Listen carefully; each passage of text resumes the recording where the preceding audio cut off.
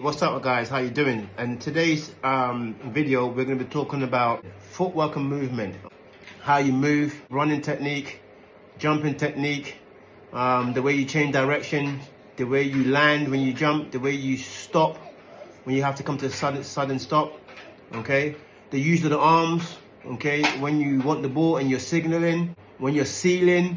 Playing basketball off balance is a no-no. So you want to start with having a strong balance and working on your triple threat. It's essential. Any level, start from beginner's level to all the way to the pros. The triple threat is a skill that you see.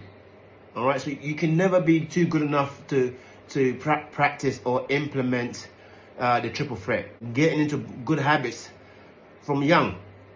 Okay, get into good habits. So when you catch the ball, you are in a triple threat consistently. Consistency is the key. All right, so when you catch the ball, triple threat, you have that option. We all know what a triple threat entails. It allows you three options. A player that has three options is way more difficult to defend and guard than a player with two or one option. You can dribble the ball. You catch in a triple threat, you can pass the ball. You catch in a triple threat, you can shoot the ball. If you have that mentality every time you catch the ball, you are a threat. You are consistently and constantly a threat to the defender. And this is how you want to play the game. This is how you impact the game. This is how you earn playing time. This is how you earn your coach's trust and your players' trust. All right? This is how you get confident. You look confident. Anytime you have an opportunity to work on your triple threat, working on your balance, okay, do it. In training, there should be always time in your practices, in your respective clubs. There should be always time that you're working on your footwork and your movement, all right?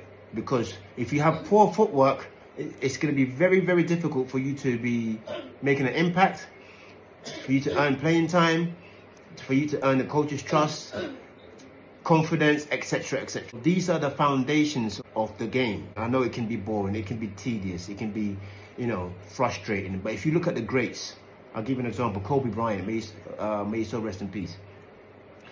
He was the most fundamentally sound player by a generation. He was unstoppable.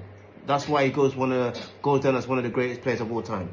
All right, so footwork is boring. Work on it daily. Jump stop, okay, and so on. Make sure when you jump stop, you're not dragging your pivot foot, so that you're aware of the rules, so you don't get called for travel.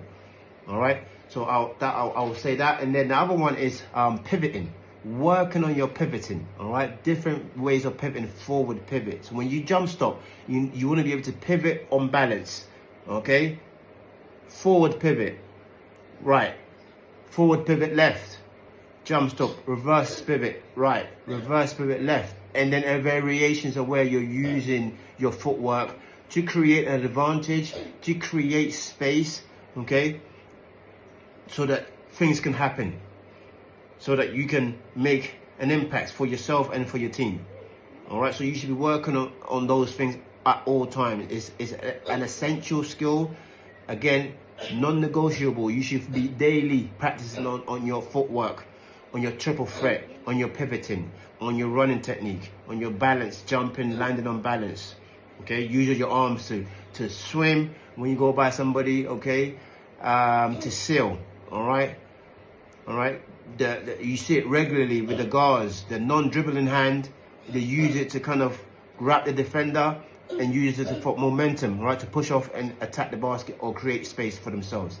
So these are all movement patterns with your limbs, okay? You have to be in tune with your body. The more able you are to manipulate your body and put your body into shapes and positions, the harder you are to guard, all right? So working on your flexibility in your ankles, that allows you to move in a certain way that it makes it very difficult for people to guard you. You become very shifty. If you look at the greats, they're able to manipulate the flexibility within their ankles to outmaneuver and beat the defenders. Let's get the conversation going in the comment section. What are you doing to improve your footwork? Okay, is footwork an area that you are consistently or continuously working on, or you feel like, okay, I need a little bit more work of that? Okay, are you getting called for travels regularly in games? That's footwork. Are you a shade slower to beat your defender? That's footwork. Continue to work on those parts of your game, and I guarantee you, you're going to see results for yourself and for your team.